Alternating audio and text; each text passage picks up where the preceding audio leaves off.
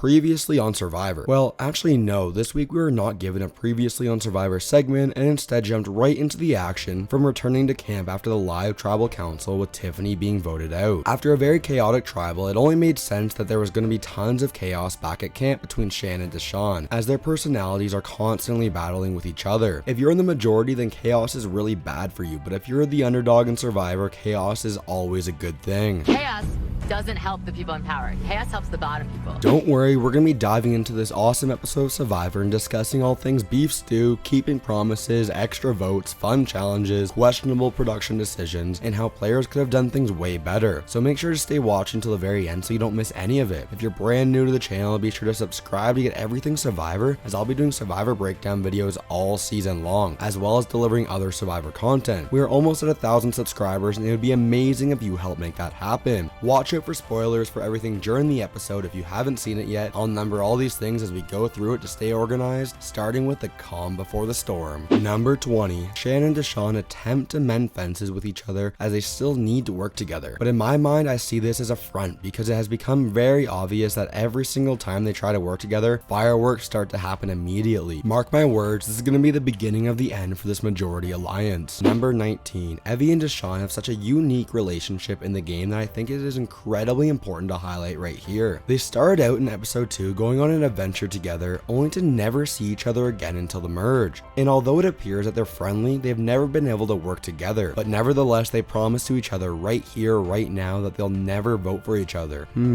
I wonder how long this alliance will last. And I promise you, I will never write your name down. And like, Yeah. Number 18. We knew it was coming from last week's preview, but Naseer decides to confront Heather about targeting him last week and trying to blow up his game with the live tribal council. Unfortunately, I think it may be partly due to the language barrier, but Naseer makes a couple of questionable moves this episode regarding his relationship with Heather. But I absolutely love the moment when Heather asks Evie to confirm what the whispering was at tribal council, and then we see Heather get completely caught up in the big mess and a big lie when the producers instantly cut to a flashback. Oh yeah, at travel you said vote this year or this year. Number 17. One of the most heartfelt moments from the entire season comes right here as we see some backstory into Ricard's hearing difficulties and how he can't hear at all in his right ear. Fun fact, if you look back at every single tribal council that Ricard's been to, he is always sitting on the far right to help ensure he can hear everything that is going on. Personally, I feel like this was Ricard's episode to shine, as we get the story about his right ear, as well as developing his master plan a little later in the episode. Don't worry, we're going to be diving into that in full detail. What was so cool about this moment was turning something really difficult and negative into something positive to give him an advantage in the game. And this is where we get that weird superhero movie type effect of Ricard reading everyone's lips. And I'll be like, whoa, and then want some McCray to pull it down too. Number 16. Going from a positive to a negative, it was tough to watch Shannon call a meeting with a group of 4 right in front of Xander and Erika. It's all the secondhand embarrassment that we all felt from these two getting singled out beside the group of 4. To make matters even worse, after Ricard joins in, Shan brings up the idea of voting out Erika. Survivor alum Eric summed this up perfectly on Twitter what this moment really meant. As even though Survivor is a game, there's always these moments that really hurt and get emotional. And of course, we really can't bring up Eric without bringing up the elephant in the room, so in honor of fans versus favorites coming to Netflix, let's roll the clip. There's so many things weighing on my mind. I've made a lot of mistakes in the past couple days, and I know that actions do speak louder than words. I want to give individual immunity to Natalie.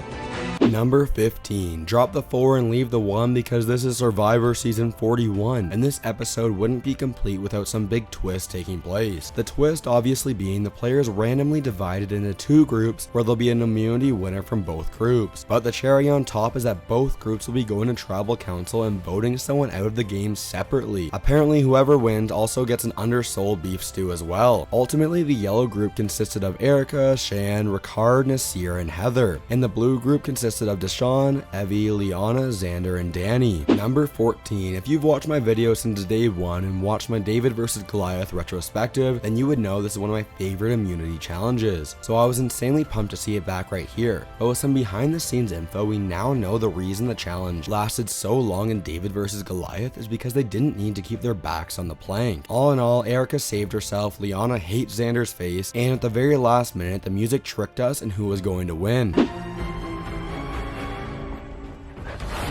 Number 13. After a grueling endurance challenge, it's always hilarious to see the players completely exhausted and not able to move. I thought it was an interesting choice to have the tribes return to separate camps to make it so they can't strategize before tribal council. Number 12. Apparently this was the perfect reward for Xander, as he's been dreaming about having some beef stew for the past 17 days. With Xander winning immunity and having his extra vote and hidden immunity idol, this might be the perfect opportunity to protect Evie and shift the power in the game. Whatever the case may be, the magic number you need to vote someone out on both tribes is 3, but with the addition of Shan and Xander's extra votes, this becomes much more difficult to process. Number 11. Cringy, delusional, and awkward. If you have any other words to describe Liana's failed attempt to ask Xander for his idol, then please let me know in the comments. At the end of the day, this just felt like a failed attempt at replicating what Shan was able to make happen multiple times earlier in the game with JD. If you gave your idol to me, like, that would make me feel more comfortable not to play it, but just to have it, to know that you wouldn't be.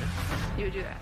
I mean, not to you. Number 10, we head back to the UA camp as the yellow tribe now needs to decide who to vote out. With Shan and Erika getting grouped in together and Shan previously wanting to get Erika voted out, this means Erika came in complete clutch here with that immunity win. The initial plan the group comes up with is for Shan, Ricard, and Naseer to come together and vote out Heather. Number 9, Naseer tells Heather that sadly she is the person that's going to be going home. Again, this comes back to my point that maybe a language barrier is taking place, or maybe he's just playing sloppy survivor for no reason, but you should not tell the person on the bottom they are going home. The exact same thing happened last week, and look how Heather reacted there. I thought it was hilarious when Erika said there is no secret that she is close with Heather. What? It's no secret to anyone that Heather and I are close. Number 8. There were 2 main plans that developed over at the blue camp, so I think it's incredibly important that we go over both of them together. The first plan is what Xander and Evie wanted to happen, and that's vote out Liana. Personally, Danny and DeShawn had me fooled, because when Xander told them that Liana suggested DeShawn's name, I thought 100% they were gonna vote out Liana right there. Number 7. The second plan is obviously what Liana wants to have happen, and that's to vote out Evie. Danny and DeShawn have a private conversation where Danny says Evie is way too dangerous to keep around in the game. So at the end of the day, DeShawn was the swing vote at the blue camp. Number 6. Ricard does not understand the obsession everyone has with voting Heather out of the game, as she literally has 0 power. Naseer and Shan both have idols, making them way more dangerous in the game. Ricard comes out with a huge big brain move to blindside Naseer and keep himself safe. He first tells Erika and Heather to change their vote to Naseer, and by convincing Shan to use her extra vote, then this guarantees himself and Shan's safety. Number 5. Like always, I'm going to slow down the repulse puzzle so we can get a closer look and make it easier to see, and the answer is final 3. Number 4. The yellow tribal starts off in a really weird way, as Jeff doesn't call in Tiffany as the first member of the jury, but Jeff Probst still makes a really weird remark as he asks everyone why everyone knows about everyone's advantage. Jeff, this is because of you. Heather puts up an Oscar-winning performance with bringing up the tears that she's going to be voted out. Number 3. After a 3-3 tie because of the extra vote, Naseer ends up being the person sent to the jury. But in a weird move by production, Jeff Probst asks Naseer to instantly take a seat beside Tiffany. I haven't seen anyone else talk about this, but I don't like this decision at all, as part of me thinks that seeing Naseer voted out changes how the blue tribe decides to make their vote. Number 2. The blue tribe heads to tribal council as we get all shocked faces as everyone is surprised Naseer is sitting on the jury bench. Everyone has a plan, but it all depends on what plan is the right plan. Absolutely. We're all in this cart, this roller coaster cart together, and unfortunately,